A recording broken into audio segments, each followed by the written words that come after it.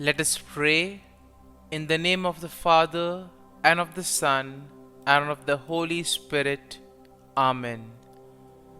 O Jesus, through the Immaculate Heart of Mary, I offer you my prayers, works, joys, and sufferings on this day for all the intentions of your Sacred Heart, in union with the holy sacrifice of the Mass throughout the world, in reparation for my sins, for the intentions of all my relatives and friends, and in particular for the intentions of the Holy Father. Amen. The intentions of the Holy Father for the month of August, for World Youth Day. We pray the World Youth Day in Lisbon will help young people to live and witness the gospel in their own lives. Our Father, who art in heaven, hallowed be thy name. Thy kingdom come, thy will be done, on earth as it is in heaven. Give us this day our daily bread, and forgive us our trespasses, as we forgive those who trespass against us. And lead us not into temptation, but deliver us from evil. Amen. Hail Mary, full of grace, the Lord is with you. Blessed are you amongst women, and blessed is the fruit of thy womb, Jesus. Holy Mary, Mother of God, pray for us sinners, now and at the hour of our death. Amen. Glory be to the Father, and to the Son, and to the Holy Spirit, as it was in the beginning, is now, and ever shall be, world without end. Amen. My dear friends, the Word of God welcomes us this morning. And as we begin this day with the Lord, we ask Him to help us in all our endeavors. As we begin this day in His presence, we ask Him to bless us so that every step, every activity may radiate His presence, His joy, and His love to the world. And therefore we see that sometimes in life we do not acknowledge or we do not thank the Lord sufficiently for all the graces that we have received. If you take a look at our lives, we see that we may have received plenty of graces, but we very rarely thank the Lord for them. And therefore it would be adequate for us to begin today's day by thanking the Lord, thanking Him for all the little things, for all the graces that He has given in our lives. These things which may seem little go a long way in His plan for us. Everything that happens because He wills it and because He has it planned in our lives. And therefore we begin by thanking the Lord for the gift of life. Lord, we thank you for the various talents, abilities that you have given us. We thank you for making us different, unique. Lord, we also thank you for the gift of this day, a day that will help us to make a difference not only in our lives but also in the lives of others, a day which may help us to complete something that was left incomplete or to do something in a different manner. Lord, we also want to thank you for the gift of our family members, friends, relatives, near and dear ones, and all those who play a very important role in our lives.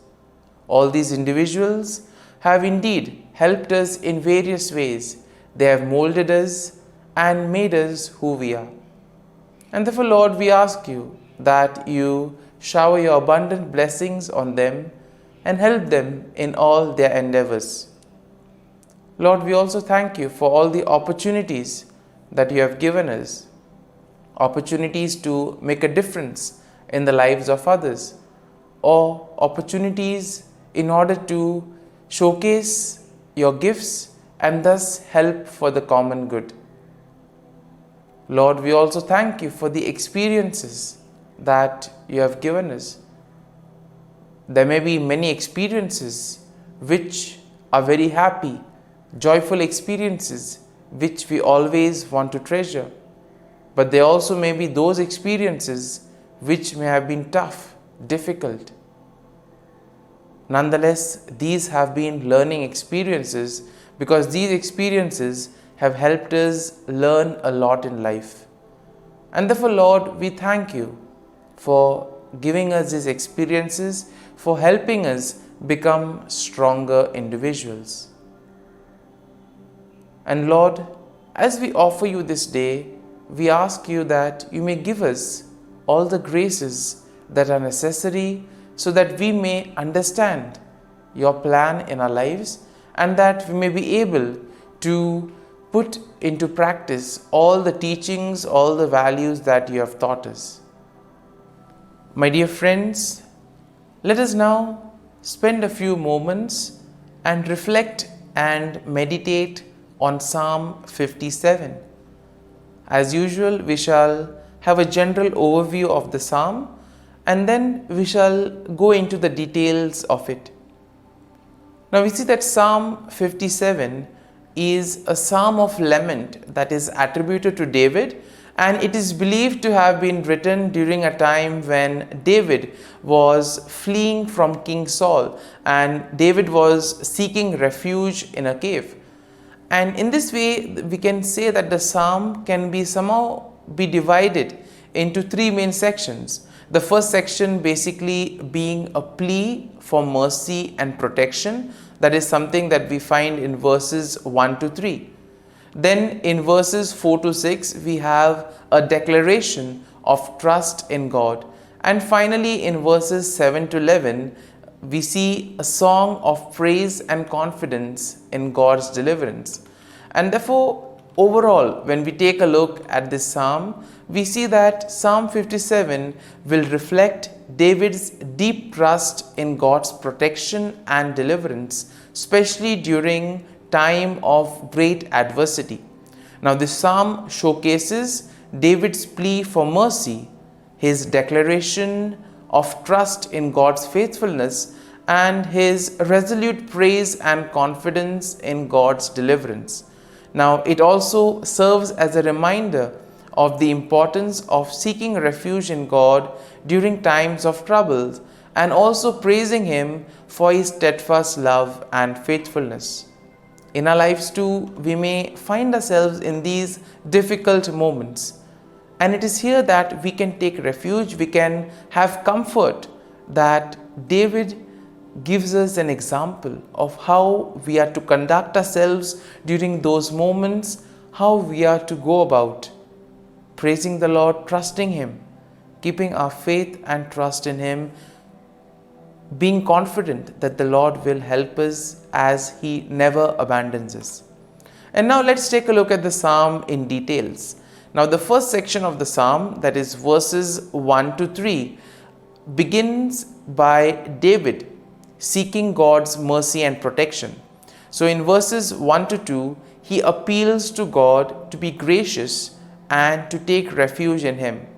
It is here that David describes his situation as being in the midst of fierce enemies whose teeth are like spears and arrows ready to devour him.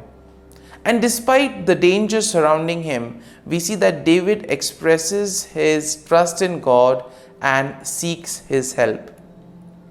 As we move on to the second section of the psalm, we see that here David declares his trust in God's faithfulness. In verses 3 to 4, he affirms his confidence that indeed God will send His help from heaven and save him from his enemies. Now, David also acknowledges that God will fulfill His promise for him and send forth His steadfast love and faithfulness. In verse 5, David expresses his desire to exalt God above the heavens, and to glorify Him among the nations. In verse 6, we see that David will describe the danger he faces and the nets and the traps that have been laid for him.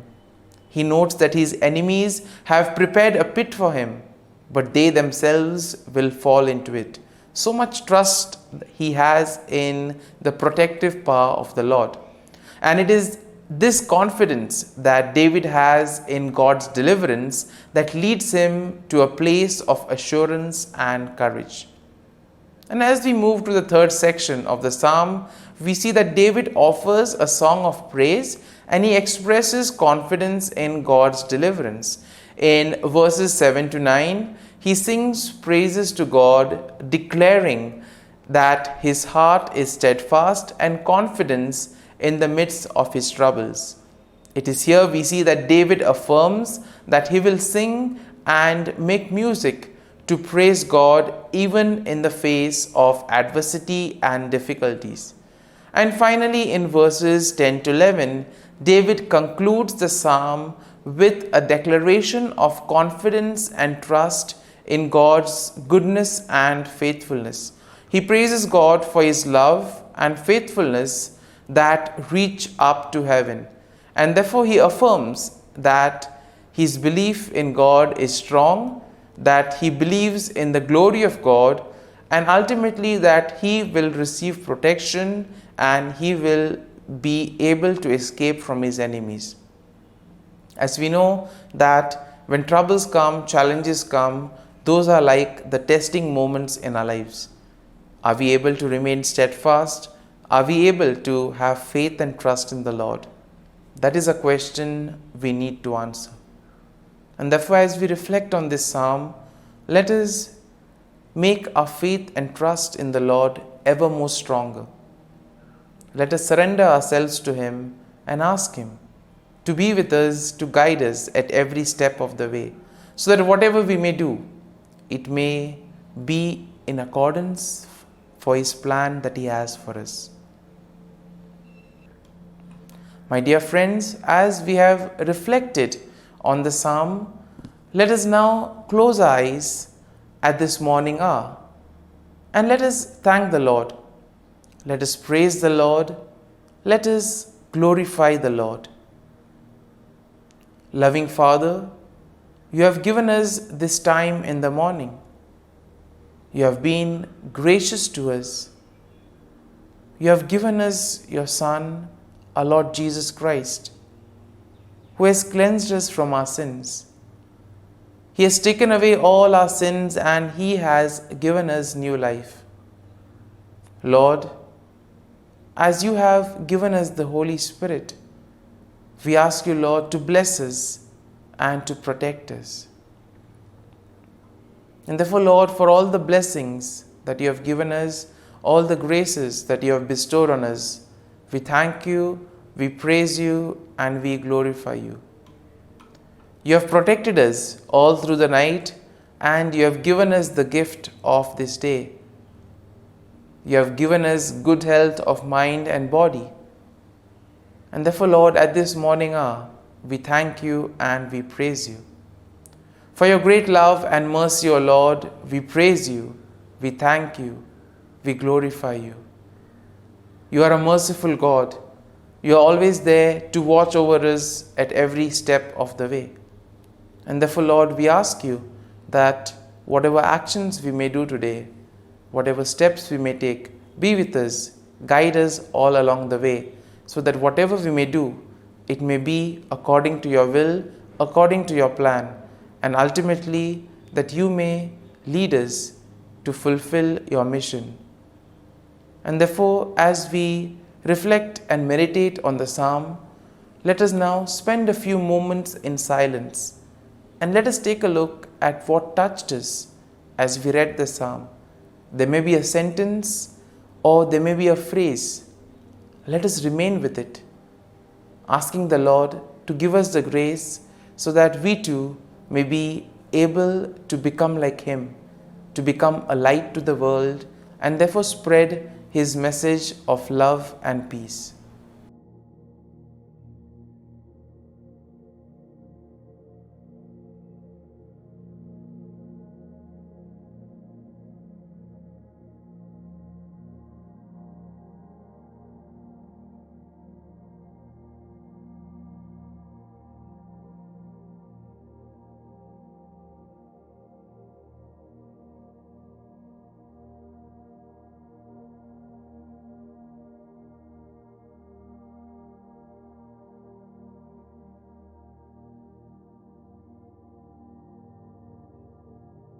Prayer to Saint Michael the Archangel for protection. Saint Michael the Archangel, defend us in battle. Be our defense against the wickedness and snares of the devil. May God rebuke him, we humbly pray. And do thou, O Prince of the heavenly hosts, by the power of God, thrust into hell Satan and all the evil spirits who prowl about the world, seeking the ruin of souls. Amen. Act of Adoration. O Sacrament most holy, O Sacrament divine, all praise and all thanksgiving be every moment thine. Saint Gertrude Prayer for souls in purgatory. Eternal Father, I offer Thee the most precious blood of Thy divine Son, Jesus, in union with the masses said throughout the world today, for all the holy souls in purgatory, for sinners everywhere, for sinners in the universal church, those in my own home and within my family. Amen. May the divine assistance remain always with us, and may the souls of the faithful departed through the mercy of God rest in peace. Amen. Glory be to the Father, and to the Son, and to the Holy Spirit, as it was in the beginning, is now, and ever shall be, world without end. Amen.